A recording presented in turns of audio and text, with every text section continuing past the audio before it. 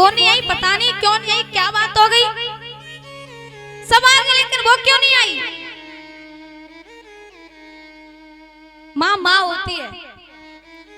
जब तक मायके में आपकी माँ है ना, आप कभी जाओ, कितने भी दिन रह कर के आओ, कोई चिंता नहीं है, कोई टेंशन नहीं है। और माँ के चले जाने के बाद में फिर आप रहने जाओ महाराज, कब तक?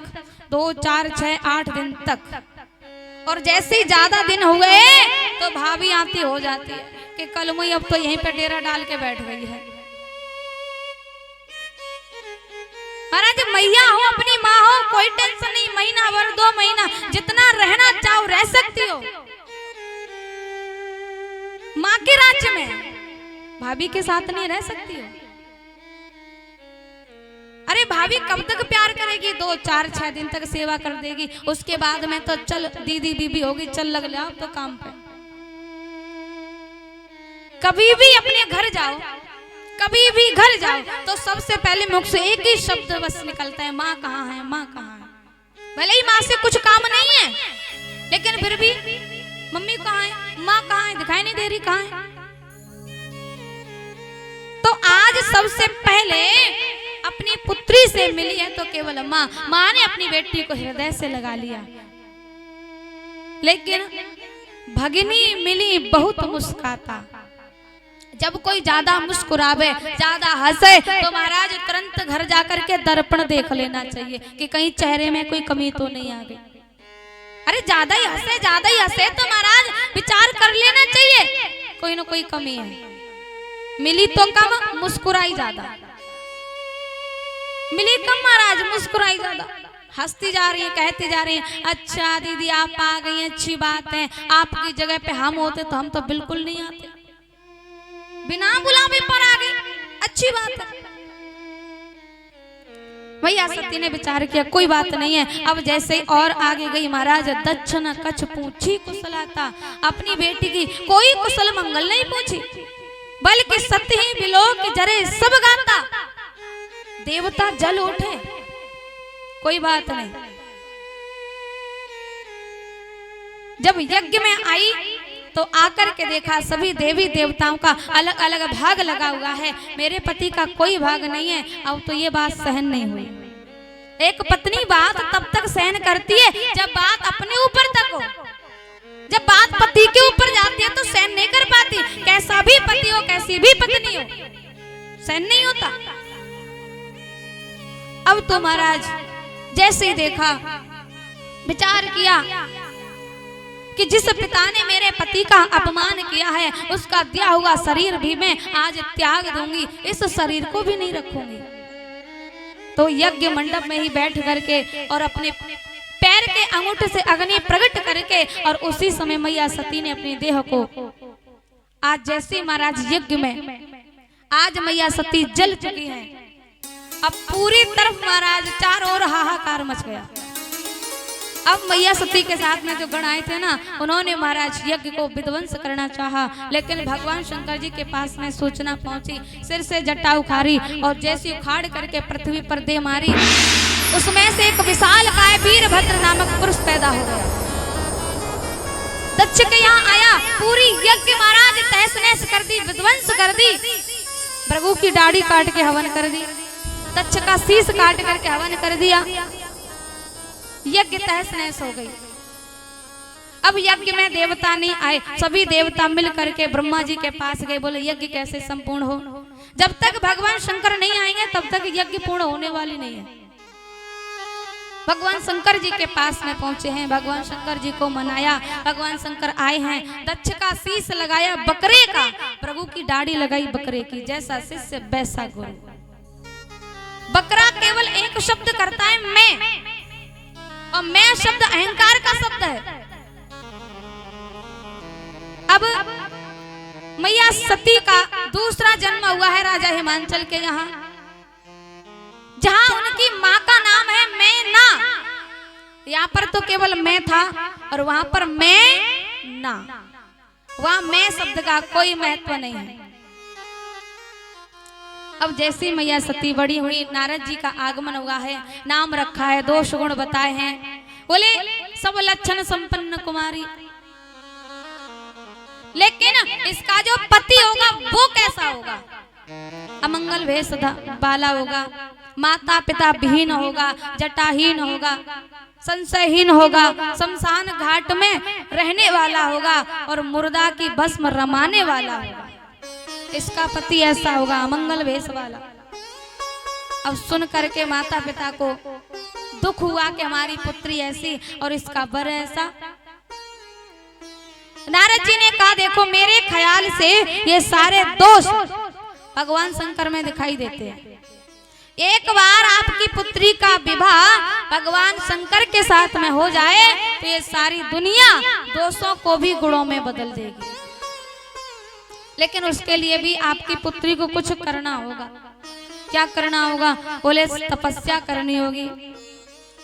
तो मैया पार्वती ने कहा देखो मैया आज स्वप्न की बात है कि एक गौर वर्ण वाले ब्राह्मण ने और मुझे उपदेश दिया है कि आप जंगल में जाओ तपस्या करो। मैया पार्वती तुरंत उसी समय जंगल में आई और तपस्या करने लगी है। उधर में जब से मैया सती ने देह त्याग किया तभी से भगवान शंकर समाधि लगा करके बैठे हैं। तो एक दिन समाधि में राम जी आए। राम जी ने कहा देखो मेरी एक इच्छा है और वो आपको पूरी करनी है। भगवान शंकर बोले आप हमारे इष्ट देव हैं, आप तो बोलिए क्या करना है। राम जी ने कहा कि आपके लिए राजा हिमांचल की पुत्री कठिन तपस्या कर रही है और आप उसके साथ में विवाह कीजिए। भगवान शंकर जी ने कहा कि देखो प्रभु आपकी आज्ञा तो हमारे सिरोधार्य है। राम जी ने कहा नहीं हमारी आज्ञा को सिरोधार्य मत कीजिए। क्यों? क्योंकि आपकी शीश पर आपकी जटाओं में तो महाराज गंगा जी लोटपोट हो रही हैं। गंगा की धारा में हमारी आज्ञा बहेगी तो इसलिए सिरोधार नहीं हृदय में धारण कर लो। जब जब भी आप मेरी छवि को देखोगे मेरे दर्शन करोगे तो आपको मेरी आज्ञा याद आएगी। ऐसा बोल करके रामचंद्र भगवान अंतर ध्यान हो गए। उसके बाद में भगवान शंकर ने सप्त ऋषियों को भेजा है मैया पार्वती जी के पास। आज जैसे ही सप्त ऋषि आए तो देखा महाराज क्या देखा? ऋषि ने गौर देखी तह कैसी अमूर्त मांत तपस्या जैसी। आज ऋषियों ने ऐसे देखा कि मानो दूर से देखने में ऐसा दिखाई दे रहा है कि कोई साक्षात मूर्ति खड़ी होकर के तपस्या में लीन है। आज ऋषि पास में आए पूछा कि आप किसके लिए कठिन तपस्या कर रही हो? मैया ने कहा मुनिवर आप मेरी मन की बात जान करके हंसोगे। मेरे मन ने ठान ली है कि मेरा मन जल के ऊपर दीवार लगाना चाहता है। अब क्या हुआ? ऋषियों ने कहा देखो यदि आप भगवान शंकर से विवाह करना चाहती हो। मैया ने कहा कि हाँ ये मेरे गुरु का कहना है, नारद जी का कहना है, नारद की बातों को कभी नहीं छोड़ूंगी। ऋषियों ने कहा कि आप खूब आई उस नारद की बातों में। एक बात बताइए उस नारद की बात मान करके आज तक किसी का घर बसा है जो आपका ही घर बस जाएगा? अरे नारद जी की बातों में नहीं आना था। मैया ने कहा देखो महाराज अब आप ये उपदेश में सुनने वाली नहीं हो। ऋषियों ने कहा देखो यदि ऐसी बात है तो हमारे पास में एक वर है बैकुंठ का रहने वाला लक्ष्मी का पति, आप क्या तो उनसे बात करें आपकी? मैया ने कहा महाराज अब आपकी बात यहाँ नहीं चलेगी। मेरे मन ने तो ठान ली है चाहे कुछ भी हो जाए विवाह करूंगी तो भगवान शंकर के साथ में। जन्म कोटि लगे रगर हमारी बराओ संभो न तरहाओ कुआरी।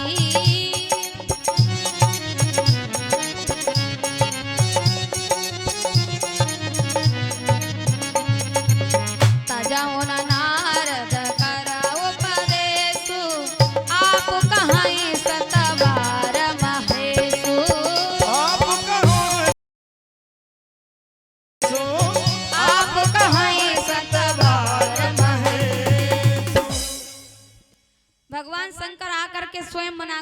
फिर भी मैं उनकी बात मानने वाली नहीं हूँ। ऋषियों ने देखा कि मैया का प्रेम अटल है। अब क्या हुआ, राजा हिमांचल के पास में गए, बोले आप अपनी पुत्री को लेकर के आइए।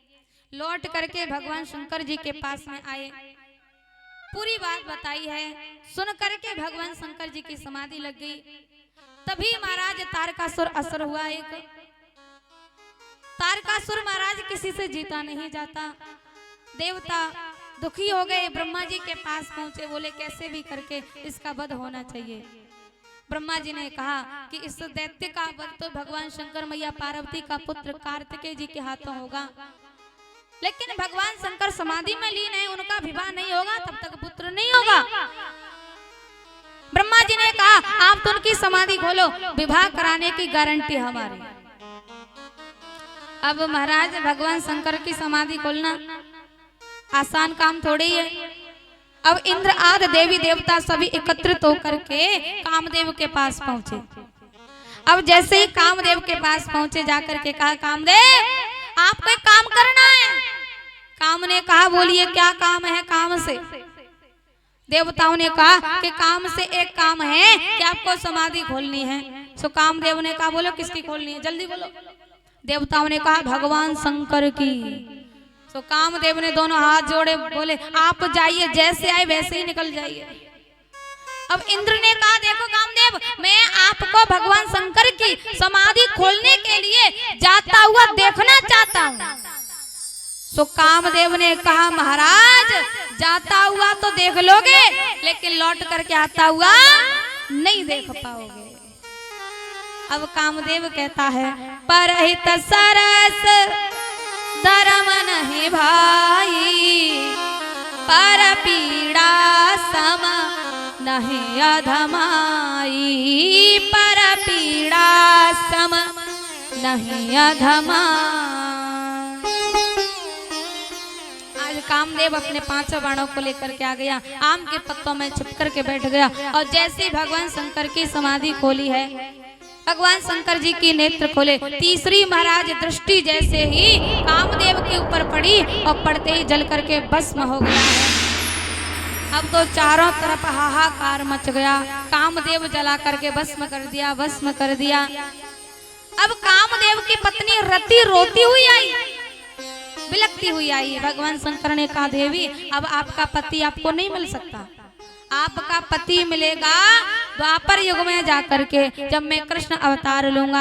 आप संबरासुर के यहाँ भोजन बनाने का काम करना, वही आपका पुत्र, आपका पति आपको मिल जाएगा। लेकिन अब नहीं मिलेगा, अब आपका पति बिना अंग के सबको सताएगा। अब उसके बाद में सभी देवी देवता आए। भगवान शंकर ने पूछा कि आप सभी क्यों आए हो।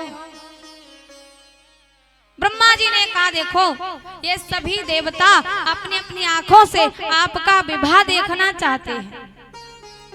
भगवान शंकर ने कहा विवाह तो हम करेंगे और ये हमारे इष्ट देव की इच्छा है। किसी ने कहा नहीं नहीं नहीं, ये काम की इच्छा से हो रहा है। आप विवाह करने को राजी तो हुए, मगर काम की इच्छा से।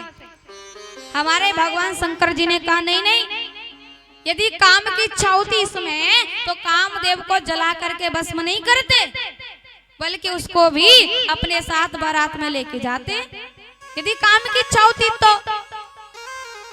लेकिन काम की इच्छा से नहीं, हम तो अपने राम जी की इच्छा से विवाह के लिए तैयार हुए हैं। आज सप्तऋषि राजा हिमांचल के पास में गए हैं, लगन पत्रिका लेकर के आए। कैलाश पर्वत पर ब्रह्मा जी ने सबको पढ़ करके सुनाई है। अब तो बारात की तैयारी हो रही है, तो आप सभी बारात में चलोगे क्या मैया? चलेंगी? बफर सिस्टम है, बफर खूब खाइए, जैसा अच्छा लगे वैसा। हाँ, तो आजकल तो महाराज बफर ही चल रहे हैं, खड़े होकर के खाओ पशुओं की तरह। हाँ, जितना खाना खाते हो उतना खाओ महाराज, जो बचे डाल दो महाराज। व्यवस्था कैसी हो रही है आजकल। तो देखिए अब क्या हुआ, देवताओं ने कहा कि भगवान शंकर को हम अपने हाथों से दूल्हा बनाएंगे। गण बोले नहीं, बाबा को हम अपने हाथों से सजाएंगे। गणों ने महाराज भगवान शंकर को दूल्हा बनाया तो कैसे बनाया? शरीर से मरघट की मुर्दा की राख भस्म लगाई है, अब गले में माला सर्प की। भगवान शंकर की जटाओं को जूड़ा बना करके एक सर्प लपेट दिया है। आज ऐसे करके भगवान शंकर दूल्हा बने हैं। अब दूल्हा बन गए, देवता महाराज तैयार होकर के आ गए। अब देखा महाराज दूल्हा के समान बाराती नहीं है, बारात के समान दूल्हा नहीं है, मैचिंग नहीं हो पा रहे। अब देवताओं ने कहा कि बाबा आप दूल्हा जैसे बने वैसे ठीक, लेकिन एक काम करा, काऊ को वाहन मंगाए के बापे बैठ के चलो। अरे बाबा अपनो साधन ना होवे तो काऊ को किराए पे भी लेके आवे, तो हमारे काऊ के देवता के विमान लेके वहां बैठ के चलो। अब बाबा ने कही नहीं भैया, अब जा ऐसे मौके पर ऐसे समय पर और दूसरे के वाहन में बैठ के जाऊंगा तो मेरा बूढ़ो नंदी नाराज है जाएगा। बोले भैया जैसा भी बूढ़ा सूढ़ा जैसा सही हम जाई पे बैठ के चलेंगे। सो भगवान शंकर बैठे कैसे उल्टे, नंदी को मोड़ो आगे, भगवान शंकर को पीछे। अब बैठ गए, अब जा रहे हैं। अब क्या हुआ कि देवता मैचिंग नहीं हो पा रहे महाराज, सो टोली अलग अलग बना ली। सबसे आगे भगवान विष्णु जी की टोली, उसके पीछे ब्रह्मा जी की टोली, उनके पीछे भगवान शंकर अकेले खड़े रह गए। बड़ी विचित्र बात। अब भगवान शंकर ने अपने श्रृंगी भृंगी को आदेश दिया कि जाओ शमशान घाट में भूत प्रेत खाई शमशान चुड़े सबको बुला करके लेके आओ, कि सब चला भगवान शंकर की बारात में। अब सब जा रहे हैं महाराज, नाचते हुए हु हा हल्ला करते हुए जा रहे हैं। को मुखहीन विपुल मुख काहू, किसी के बहुत सारे मुख हैं, किसी का एक भी मुख नहीं है। किसी के बहुत सारे हाथ हैं, किसी का एक हाथ नहीं है। किसी के बहुत सारे पैर हैं, किसी का एक भी पैर नहीं है। किसी का धड़ है तो सर है, सर है तो धड़ नहीं है। नाचते हुए जा रहे हैं महाराज, हड्डी हड्डी नाचते हुए जा रहे हैं। अब जैसे ही बारात नगर के निकट आई तो सबसे पहले बारात को देखने के लिए कौन जाता है? क्या मैया? बालक। हाँ, सबसे पहले बारात को देखने के लिए बालक जाते हैं। तो अब जैसे ही बालक आए, अब महाराज सबसे आगे टोली आ रही विष्णु भगवान की। सो बच्चों ने देखा तो देख करके गदगद हो गए कि भैया दूल्हा तो बड़ा मलूक है। एक बालक बोले तू हट, मैं पूछूं तो सही, जई दूल्हा है कि कोई दूसरा हो? कहता है क्या भैया आप दूल्हा हो? भगवान ने कहा नहीं भैया हम दूल्हा नहीं, हम तो दूल्हा के मित्र हैं, दोस्त। बाराती बारात में आए हैं और दूल्हा तो पीछे आ रहा, देख लीजिए। अब बालक जैसे ही महाराज पीछे गए तो महाराज पहुंचे ब्रह्मा जी की टोली पर। ब्रह्मा जी के चार मुख। एक बालक ने कहा क्या आप दूल्हा हो? ब्रह्मा जी ने कहा नहीं भैया हम दूल्हा नहीं, हम तो बाराती बारात में आए हैं, दूल्हा पीछे देख लीजो। एक बालक बोला अरे मैया, ऐसे ऐसे बाराती जिनके चार चार मोड़े, तो दूल्हा के कितने मोड़े होंगे? बोले भैया दूल्हा पीछे देख लीजिए। अब क्या हुआ, जैसे ही बालकों ने दौड़ लगाई महाराज भगवान शंकर की टोली पर पहुंचे। अब जैसे ही भगवान शंकर की टोली पर पहुंचे सो देखा नंदी पर उल्टे बैठे हैं भूत प्रेत, नाचते हुए आ रहे हैं। सो महाराज भय के कारण जैसे गए वैसे दौड़ पड़े हैं घरों की ओर। अब दौड़ते भागते जैसे आए मैया बापा के पास आए, बोले हमें सबसे पहले आप अंदर वाले रूम में लेकर चलो, अंदर लेकर चलो। अब माता पिता ने पूछा बात क्या है? बोले पार्वती की बारात को तो वही व्यक्ति देख सकता है सच में जिसके अनेकों ज्यादा पुण्य होंगे। मैया दूल्हा तो हमें लगे बिल्कुल पागल है, जो नंदी पर बैठो वो भी उल्टो बैठो है। माता पिता ने कहा कि बच्चों घबराने की बात नहीं है, हम हैं तो सही। अब क्या हुआ, अब तो मैया मैना आरती की थाली सजा करके लेके आई हैं। अब महाराज जैसे आरती की थाली सजा करके लाई तो नारद जी ने विचार किया कि अब मैया दूल्हा को देखेगी तो बिचौंदिया का पहला सिर फूटेगा महाराज, क्योंकि नारद जी बिचौंदी आए ना विवाह में कोई कमी होती है, कोई भी कमी होती है तो महाराज जो विवाह कराता है यानी उसी व्यक्ति का पहले नंबर आता है। थोड़ी सी भी कमी हो जाए तो नारद जी बीच वाले हैं, उसे कहते हैं बिचौंदिया, बीच वाला। अब नारद जी ने कहा कि मैया आप परिछन करने चलो, हम अभी आ रहे। मैया ने कहा नहीं नहीं जाते कहाँ, आप भी चलो संग। बोले आप चलो हम अभी आ रहे। तो धीरे धीरे करके नारद जी तो महाराज सटक लिए, चले गए वहां से। अब मैया आरती की थाली लेकर के खड़ी हैं। देवताओं ने कहा कि बाबा अब तो आप अपना मुख आगे की ओर कर ले। बाबा बोले नहीं भैया हम नहीं करेंगे।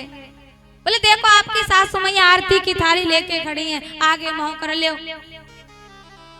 भगवान शंकर जी ने कहा यदि आप मेरा मुख आगे करवाना चाहते हो तो नंदी को मोड़ो पीछे कर दो, नंदी को घुमा दो।